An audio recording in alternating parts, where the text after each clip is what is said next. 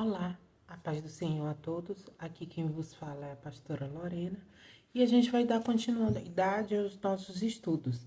E hoje a gente vai entrar em Jacó, né? Vamos relembrar algumas coisas que a gente viu, né, nas aulas passadas. Na primeira aula a gente falou, né? A gente começou, né, esse estudo com Abraão e Abraão ele recebe essa promessa. Logo em seguida a gente vai para Isaac, né, que é aquele que carrega a promessa.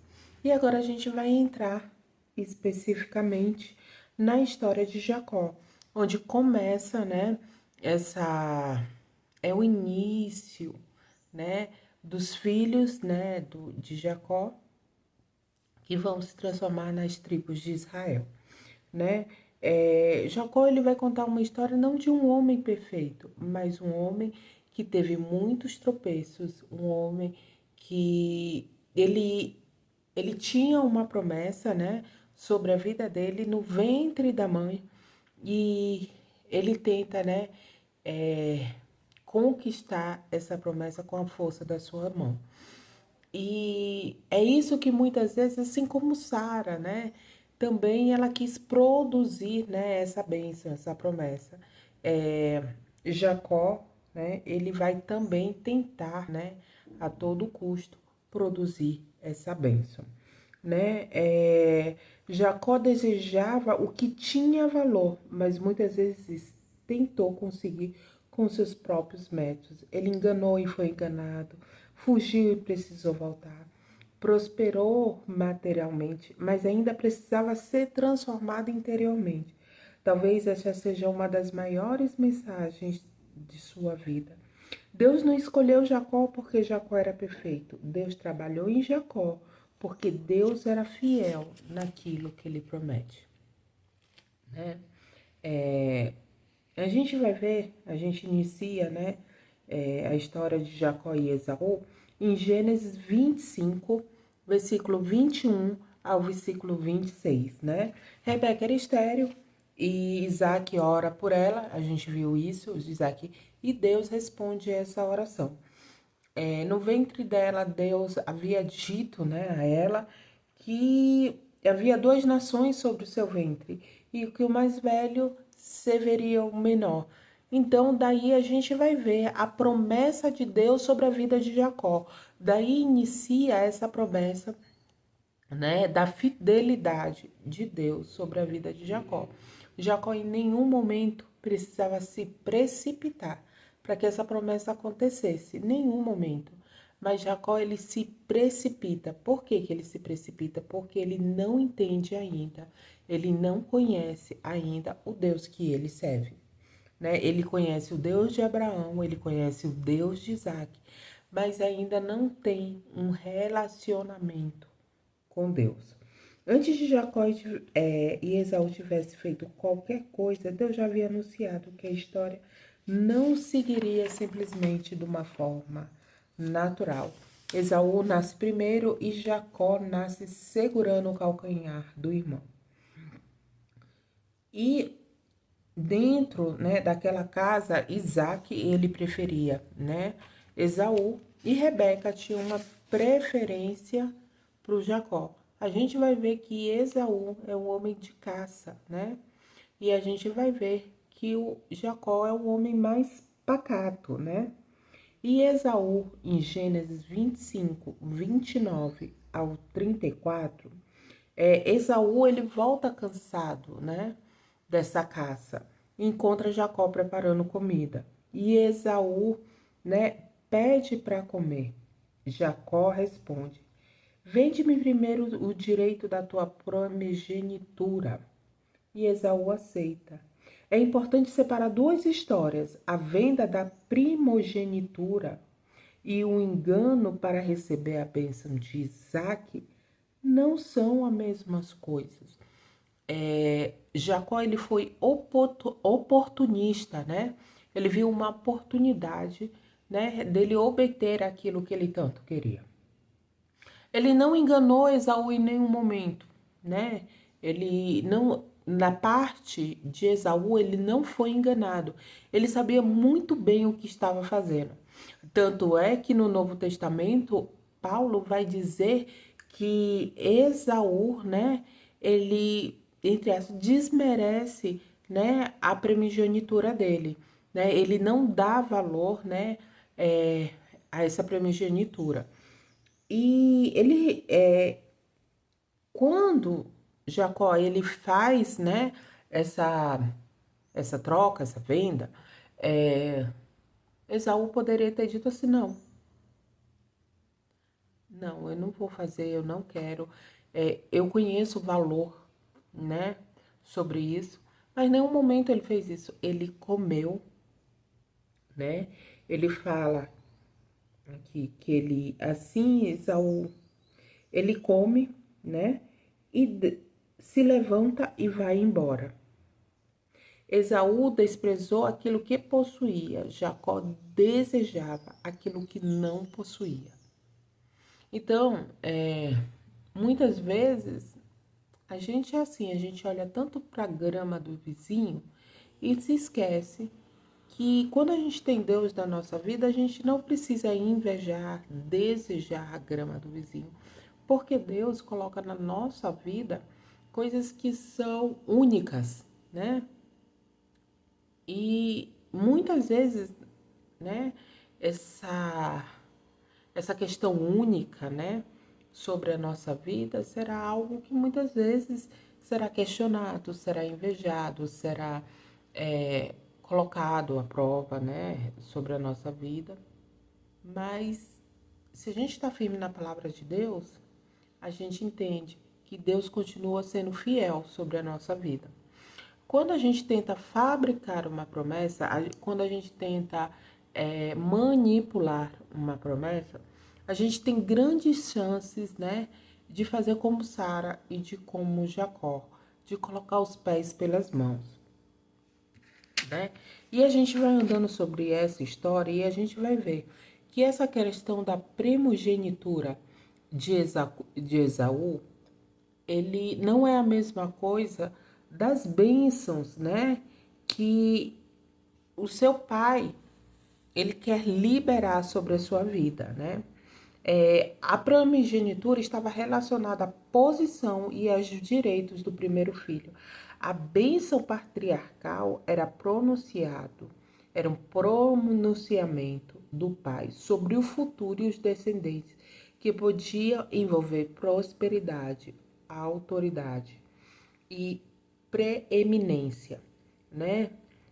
A primogenitura é uma palavra muito parecida com bênçãos.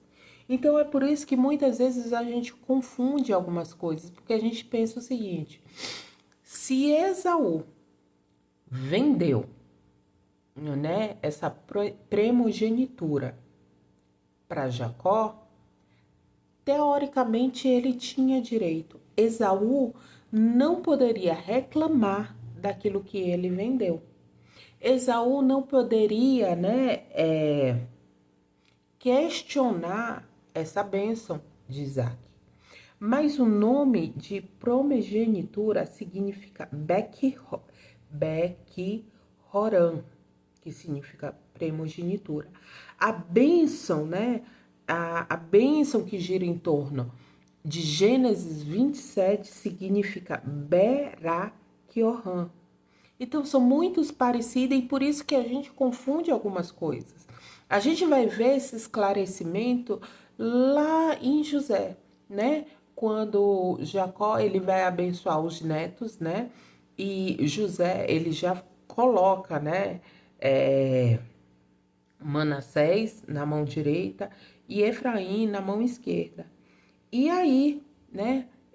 Jacó cruza os braços, né? E José, ele vai dizer assim, não, tá errado. Ele diz assim, filho, eu sei. Porque era uma bênção, né? A bênção patriarcal. Não era uma questão de ser o mais velho, né? Não era uma questão de primogenitura. Era uma questão de bênção. Ele seria abençoado. E é por isso que há um questionamento de Esaú, porque ele já tinha desprezado aquilo que ele tinha valor. Agora ele tinha, né, perdido, né, aquilo que poderia ser um fio de esperança para ele. Mas entenda uma coisa, Deus abençoaria Jacó independente do que ele fizesse. A bênção estaria, né, sobre Jacó, porque quando Deus decide nos abençoar, independente de qualquer coisa, nós seremos abençoados porque Deus não é homem para que minta e nem filho do homem para que se arrependa. Só que aí tem um detalhe, Jacó, aí ele é um enganador. Aí ele vai enganar o pai. Aí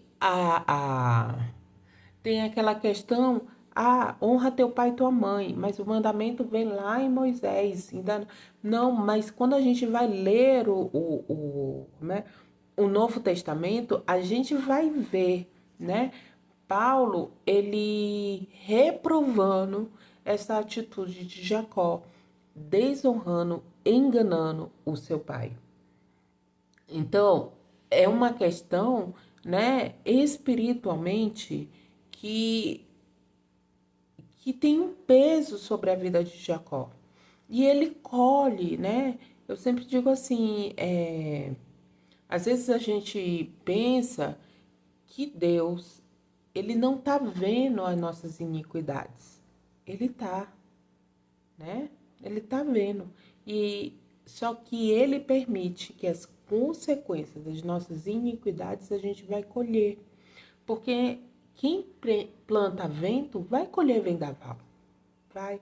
Jacó era um homem que enganou e também muitas vezes foi enganado pelo seu sogro. Muitas vezes foi enganado pelo seu sogro, né? Porque ele quebra, né? Uma das pessoas que mais confiava nele, que é o seu pai, né? Ele quebra essa confiança. Então, Jacó, ele começa, né, a ter esse peso espiritual sobre a vida dele de enganador. Quando Isaac, né, chama o seu filho Esaú, Jacó se apresenta. Jacó, ele cobre, né, os braços, ele engana o pai dele. E Isaac faz uma pergunta para Jacó: quem é? E ele responde: quem és tu, meu filho? E Jacó responde: sou eu, Esaú, seu primogênito, né? Aqui há um engano que ele é explícito, não tem como, né, você cobrir. Em Esaú há uma oportunidade, né? Ele vê aquela oportunidade e decide, né? Usar essa oportunidade a favor dele, daquilo que ele queria, que era, né, as bênçãos, né, o direito, a autoridade, por ser o filho mais velho. Só que Jacó foge. Quando Jacó foge, né, Esaú decide matar Jacó, ele foge. E aí ele deixa para trás seu pai, ele deixa para trás sua mãe, ele deixa, né, sua casa, sua história, tudo aquilo que ele tinha direito. Praticamente ele sai de lá sem nada. Anos depois, a gente vai ver mais lá na frente, né? Ele vai falar: com apenas um cajado, atravessei o Jordão. Agora possui 12 acampamentos. Então a gente vai entender, ele não levou nada, ele levou um cajado, né?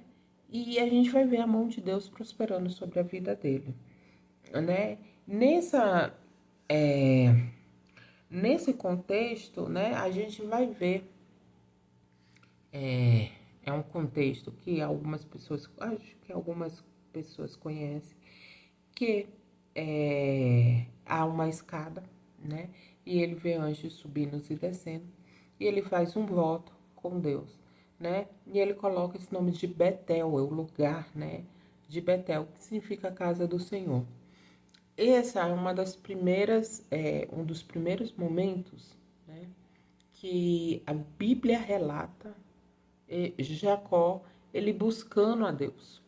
Em todos os momentos, ele vai, né, lutar com a força do seu braço. Em todo momento, ele vai conquistar, né, a, a, a primogenitura, a bênção patriarcal, pela força do seu braço. Só que agora ele vai procurar a Deus, ele vai se render a Deus, porque ele se vê só. Ele se vê sozinho nessa questão de ele não tem nada, ele tem um cajado na mão. E a tendência é essa, ou ele se rende a Deus, né? Ou em algum momento, né, a viagem dele poderia ser uma viagem, entre aspas, furada, né? Ele poderia ser assaltado, ele poderia ser morto, ele poderia ser comido por outros animais, ele poderia chegar lá ferido, mas ele chega na casa do seu tio, né? Bem, só que quem enganou, aí começa a história de quem enganou agora vai ser enganado, né? E a gente começa essa história em Gênesis 29 a Gênesis 31. Jacó chega à casa do seu tio, ele se apaixona por Rebeca, trabalha, né, 7 anos, né, para poder se casar com Rebeca. E na noite de núpcia, ele se vê deitado com Lia, ou seja, ele foi obrigado a se casar com Lia, né? E ele pergunta de manhã, por que tu me enganaste? Aí parece que existe uma grande ironia, né? O homem que enganou dentro da sua própria família agora experimenta a dor de ser enganado dentro da sua própria família, né? Isso não significa que podemos afirmar que foi um castigo de Deus, mas foi uma colheita, né, daquilo que Jacó ele plantou. Era uma colheita, não propriamente o castigo de Deus. É, além dessa questão do casamento, né, o seu tio enganando com o seu salário, com as ovelhas, com as cabras, a gente vai ver, né, as condições de trabalho de Jacó. Então ele foi muito enganado na casa de Balaão, né? Mas a mão de Deus estava sobre Jacó e ele foi um homem que prosperou mesmo diante muito engano, mesmo diante de muita perseguição. E quando ele foge, né, da casa do seu tio, ele já foge com servos, ele já foge com rebanho, com bens e com um grande patrimônio. Ele é um homem rico, a gente pode se dizer assim, né? Ele era um homem que tinha posses. E a gente vai ver essa, essa parte quantitativa, né? Lá no Vale de Jaboque, né? Ele enviando parte, né, do rebanho para apaziguar a fúria do seu irmão. Aqui, né, a gente vai começar a ver que a mão de Deus estava sobre Jacó, porque Deus o protege, Deus provê, Deus o prospera, Deus vê as injustiças, Deus preserva a sua vida. Mas falta algo. A prosperidade havia mudado as condições de Jacó, mas ainda seria necessário Deus trabalhar na identidade ou na intimidade de Jacó, né? O dentro de Jacó, né? E nessa fuga, né? A gente vai ver Raquel. Ela leva os ídolos domésticos de Balaão, né? Que são os terafins. Ela leva junto com ela e ela deixa, né? Vamos dizer assim, aquela pontinha para Balaão ter razão, né? E ele disse: olha, roubaram os meus terafins, roubaram os deuses da minha casa. E ele vai atrás de Jacó. Mas talvez ele fosse atrás de Jacó não pelos deuses, né? Mas pela questão que ele sabia que Jacó, a prosperidade, né, na sua casa vinha de Jacó. E aí, quando ele chega lá, que ele vai procurar, né? Raquel, ela senta em cima daqueles ídolos. E aí Jacó, ele fala, né? Não viva aquele com que achares os teus deuses. Só que ele não sabia que estava com Raquel, né? Também não afirma por que ela pegou. Mas aí a gente vai ver essa questão, a gente vai ver lá em Abraão, ele sai, né, da sua cidade. E Josué, ele fala que era uma cidade idólatra. E ele deixa tudo, abandona tudo e vai para a terra onde Deus o mostrou. Só que a gente não vê dentro da história de Abraão ele adorando outros deuses. A gente inicia a história de Isaac, ele não adorando outros deuses. Só que a gente inicia a história, né?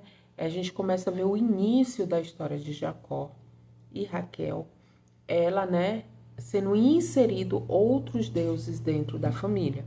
Aí é a primeira deixa, né? A primeira vez que a gente vai olhar dentro, né, dessa questão dos patriarcas sendo inserido outros deuses sobre o seu meio, que veio através de Raquel. Então, né, ali, quando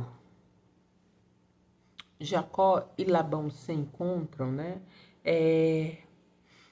Jacó, ele já tinha um histórico de fugir, né? A primeira vez que ele fugiu, né, do seu irmão por uma iminência de morte.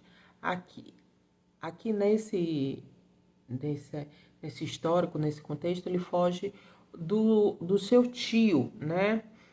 E Balaão começa a caçá-lo. Dessa vez, no entanto, algo começa a mudar em Jacó, né? Ele fala para Balaão as suas frustrações, sua injustiça, seu trabalho, a mudança de salário e finalmente ele estabelece um limite com o seu tio. Eles fazem uma aliança e levantam um marco. E depois Balaão segue o seu caminho e Jacó segue o dele. E a gente vai entender aqui uma das coisas, né, que muitas vezes a gente tem dificuldade. Estabelecer limites, né, não significa restabelecer uma aliança. Estabelecer limite talvez seja como Jacó e Balaão, né? Jacó estabeleceu um limite, mas um foi para um lado e o outro foi para o outro lado. Não existe, né? Eu estabeleci limite, né? E agora eu vou voltar, né, ao convívio do engano, ao convívio, né, daquilo que me machucou. Não, a gente precisa, né, limpar o nosso interior. A gente é necessário, como houve na vida de Jacó, era necessário ele dizer para Balaão das injustiças que ele sofreu, dos enganos que ele sofreu, né, das frustrações, da mudança de salário, das condições. Ele colocou tudo isso para fora, né? Ele limpou o seu interior, ele limpou o seu coração daquilo que vinha frustrando ele há anos, né? Mas isso não significa que ele voltou ao convívio com Balaão.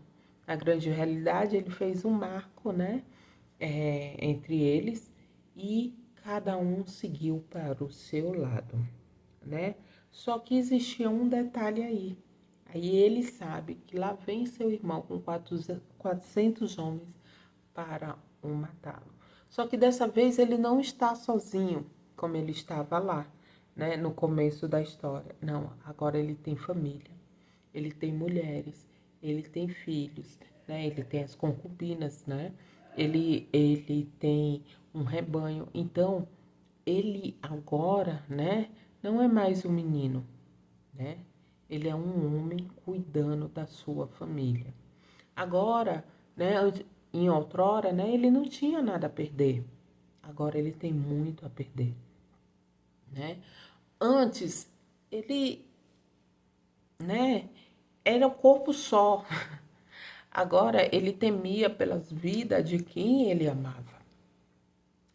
E é aí que Jacó, ele se vê em uma situação em que ele também precisa, né, voltar lá atrás, consertar algo, né, tanto liberar quanto pedir perdão ao seu irmão. E ele começa a procurar quem pode eu ajudar. E essa ajuda, ela não vem de outro homem, mas ela vem de Deus. Porque quando a gente está com o coração magoado, entristecido, injustiçado, rejeitado, traído, essa raiz, né, de amargura entra no nosso coração, é muito difícil você virar e dizer assim, eu perdoo. De um dia, você pode falar, né, há uma falácia, eu perdoo. Mas o nosso interior, né, ele sabe, né, a dificuldade diária de liberar esse perdão genuinamente, né? Perdão não é tão fácil assim, como muitas pessoas ministram, né, sobre o perdão. Não é tão fácil assim. Só quem foi traído, só quem foi enganado, sabe a ferida, né, que o seu interior carrega. Só que quando a gente não busca essa ajuda de Deus, cada dia mais, né, essa raiz da amargura vai entranhando no nosso coração. E a gente, como cristão, a gente precisa, né, saber que existe um Deus que pode limpar toda essa amargura, né? Labão, ele fica lá para trás e Esaú está na frente, né? Esaú, ele está com 400 homens, Jacó já é um homem amadurecido. E Jacó vai orar. A sua oração, lá em Gênesis 32, 9, 12, a sua oração, já começa a ser de um homem amadurecido. Um homem que não procura mais bens, como ele estava lá em Betel.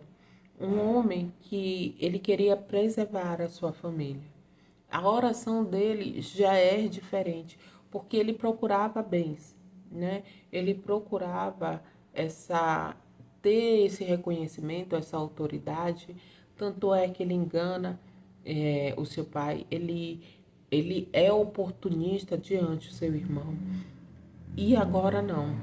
Agora a oração dele é uma oração amadurecida, né? Ele lembra da promessa do Senhor, ele reconhece a sua fidelidade, ele admite os seus erros e declara: sou indigno de todas as suas misericórdias e de toda a fidelidade que tens usado para comigo.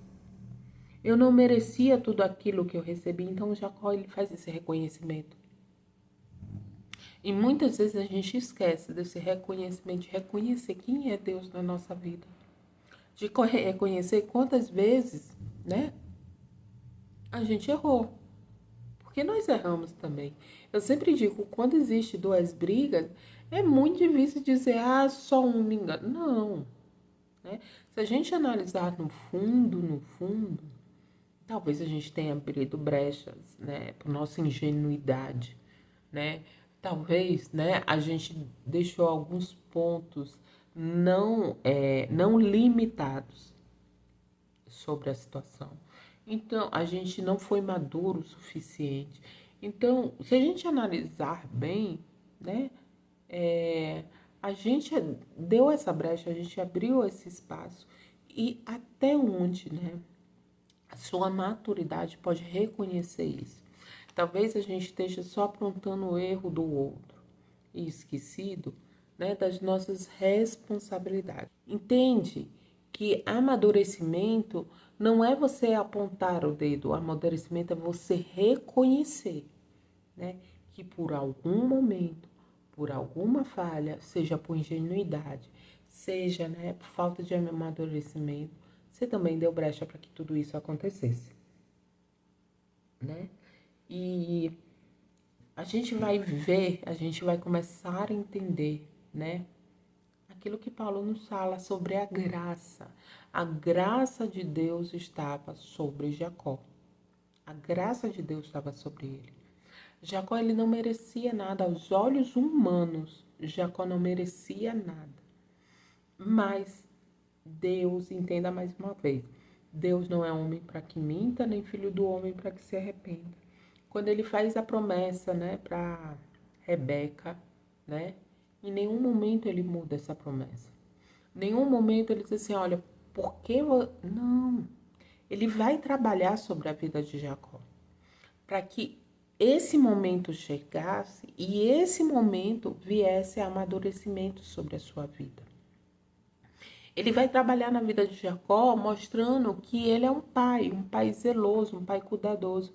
Qual é o filho, né, que frustra o seu pai diz assim, agora eu não quero mais saber de você. Não, o pai e a mãe, né, mesmo ele sabendo dos erros do seu filho, ele continua o amando.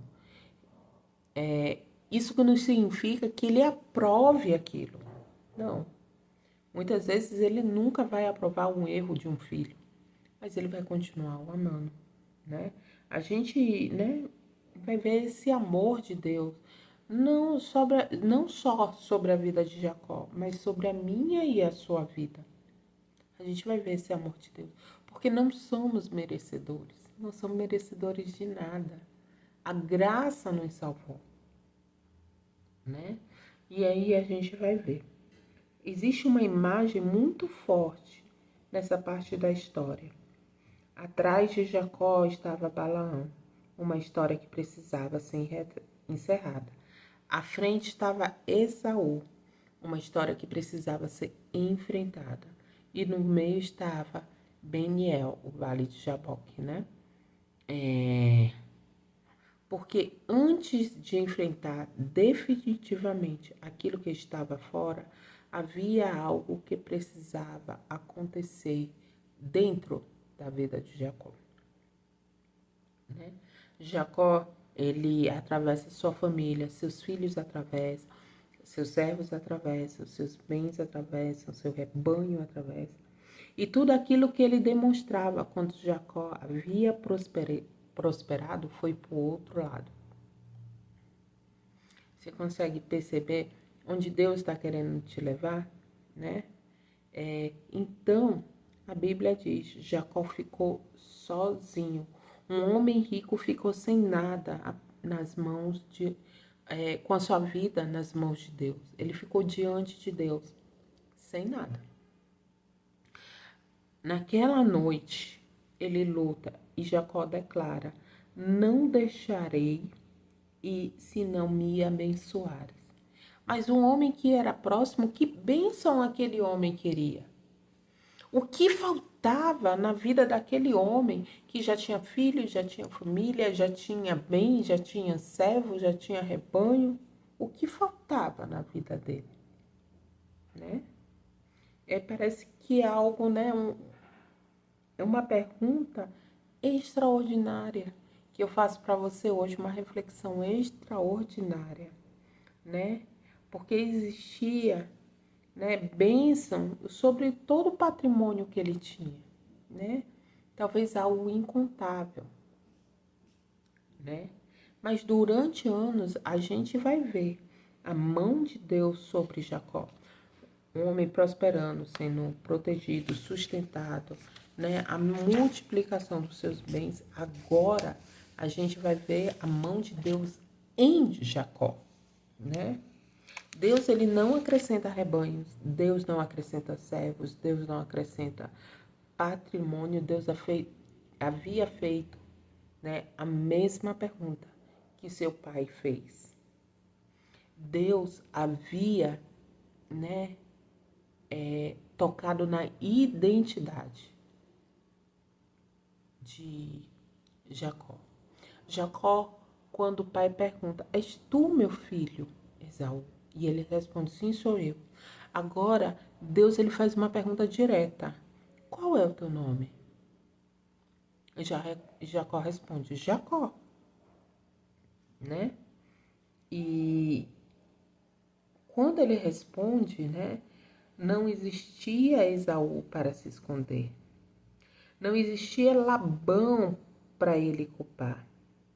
Não existia bens para ele apresentar. Era apenas Jacó diante de Deus. nessa hora a gente vai ver Deus, ele consertando, ele colocando a casa de Jacó no lugar. Aí vocês dizem assim, a parentela dele? Não, o interior dele, a casa dele, o templo do Espírito Santo. Ele colocando essas coisas no lugar, né?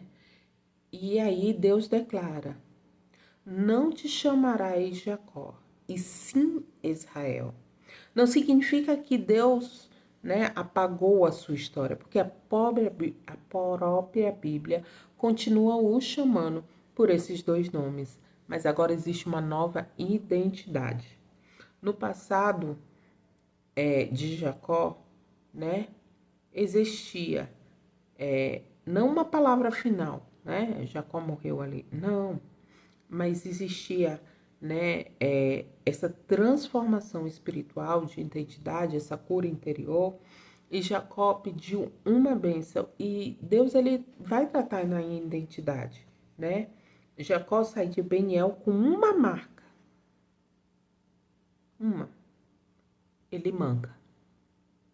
Talvez o nosso próprio testemunho nos deixe uma marca, uma identidade de cura, de intimidade com Deus, de renovo.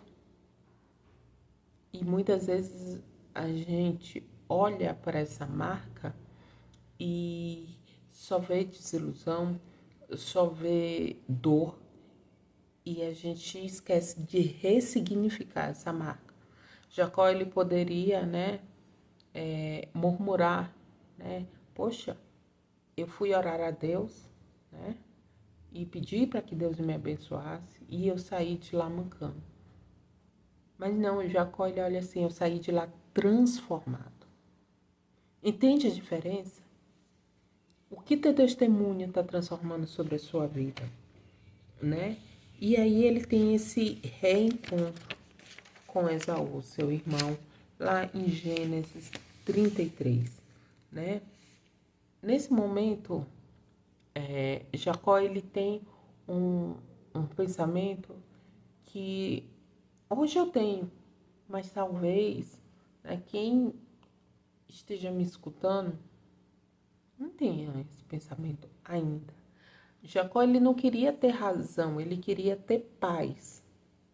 Porque Esaú, na hora que vende a primogenitura dele, né? Eles poderiam estar discutindo ali o seu direito. Jacó poderia ter dito assim, não, você quer me matar em vão. Porque você vendeu porque você quis, você me deu porque você quis, você trocou porque você quis. Você desprezou, né, aquilo que era privilégio só seu. Mas isso não acontece, né? Esaú corre, Esaú abraça Jacó, eles se beijam e os dois choram. Aqui a gente começa a ver outro Jacó. Ele não tá mais interessado em bens, porque bens ele já tinham. Ele não queria somar os bens do que ele tinha o direito. Não. Não. Ele queria ter paz. Ele queria preservar a família dele. Ele queria preservar os seus filhos. Ele tinha um cuidado, né, uma responsabilidade com os servos que estavam com ele, e esses servos talvez tivessem filhos também. E isso não significa que Esaú, como eu falei, tivesse certo o tempo todo, e que Jacó também tivesse certo o tempo todo, porque Jacó não estava certo. Em nenhum momento eu quero deixar aqui que Jacó era o mocinho, né? Ou que Esaú foi o mocinho que foi enganado. Não, os dois estavam errados. Em todo o tempo, os dois andaram, eles trilharam, né, sobre um caminho errôneo. Todos dois. E nesse momento, né, nem toda razão precisa virar disputa. E nem todo direito precisa, né, virar uma guerra. Saul propõe que os dois caminhem junto, mas ele não volta a morar junto. Esaú retorna para Seir. Jacó segue o seu caminho. Isso nos ensina, né, que perdoar não significa necessariamente voltar à mesma intimidade. Reconciliação não significa ausência de limite. Podemos abandonar uma mágoa sem abrir uma porta. Podemos deixar o bem de alguém, podemos desejar o bem de alguém sem necessariamente voltar a caminhar ao lado daquela pessoa. Abrir mão de uma disputa não significa admitir que o outro estava certo. Às vezes significa decidir que aquela história não continuará roubando a nossa paz, né? E a gente vai ver. Abraão havia sido chamado para sair, né? Com toda a sua família, de uma região marcada por adoração, por outros deuses, né? Isaac, ele continua, né? Sendo o filho da promessa, mesmo ele sendo o filho mais novo. A gente vai ver isso, algo que vai se repetir, né, ao longo da história, né, entre ele e Ismael, né, ele se torna o filho da promessa, entre Esaú e Jacó, ele também, ele começa a carregar essa promessa e a gente vai ver, né, entre os outros filhos de Jacó, né, esse José, ele também, né, como o filho mais novo, ele, né, tendo a sua promessa sobre a sua vida. Jacó ali em Beniel, ele levanta um altar e ele diz: Elohei Israel, Deus, o Deus de Israel. Agora não somente seria o Deus de Abraão, o Deus de Isaac, mas agora seria o Deus de Jacó, o Deus de Israel. Agora ele começa a ter uma intimidade com esse Deus. Então, a graça que abençoa também transforma. E eu aprendi, né, que Deus nos abençoa também nos corrigindo. Deus nos abençoa também nos transformando. A gente acha que as bênçãos de Deus são bênçãos materiais. E muitas vezes a gente se engana aí, né? Jacó experimentou a prosperidade de Deus, mas chegou um momento em que a prosperidade de Deus não era o suficiente. Ele precisava dessa transformação. Ele precisava consertar o altar dele, ele precisava, né, voltar lá atrás como Esaú, né? Que ele precisava voltar e colocar as coisas em ordem com seu irmão. E ele precisava, né, não seguir em frente sem arrumar as coisas com seu tio, sem limitar essa relação com seus filhos. A gente, às vezes, tenta tanto, né, seguir em frente, parece que algo nos prende, né? Parece que a gente nada, e a gente tá cansado. Talvez porque antes da gente seguir em frente, a gente precisa colocar algumas coisas em ordem sobre a nossa vida. Mas isso é um padrão? Não, não é um padrão, né? A gente vai ver que Jacó, quando ele sai, né, ele prospera, né? Antes dele colocar o seu altar, suas coisinhas no lugar, ele prospera. Mas eu tô querendo te dizer uma coisa. Talvez seja um momento que chegou até você, né? Se esse vídeo chegou até você, da gente colocar as coisinhas no lugar, da gente ajeitar a nossa casa espiritual, da gente tirar, né, do nosso coração essa raiz da amargura, era essa raiz da falta de perdão, essa raiz de eu liberar perdão, mas quem foi traído fui eu, quem foi, né, caluniado foi eu, quem foi, libera o perdão, né? Liberar o perdão não significa estabelecer, né, convivência, como a gente vai ver em Balaão, como a gente viu em Esaú, mas significa colocar a casa em ordem, significa permitir ser transformado, porque se a gente olhar bem, Deus nos perdoa todos os dias, E a gente não é merecedor. Então, como que a gente se coloca em um altar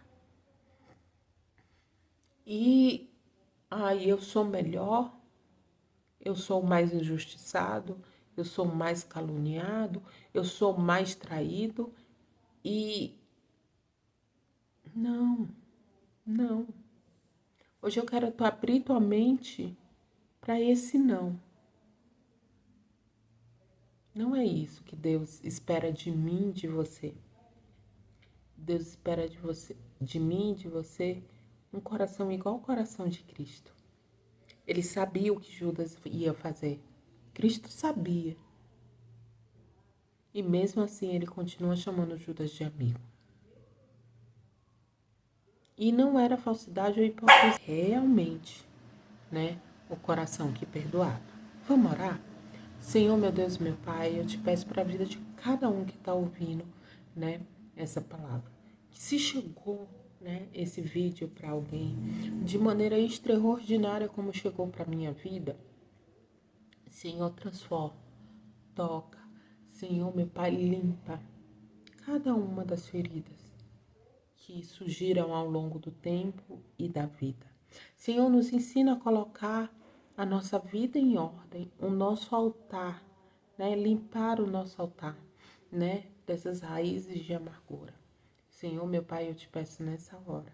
Abençoa todos, Senhor, meu Pai, de forma extraordinária, né? Cada um. Em nome de Jesus. Amém e amém. E se você gostou dessa aula de hoje, desse vídeo de hoje, encaminha para alguém.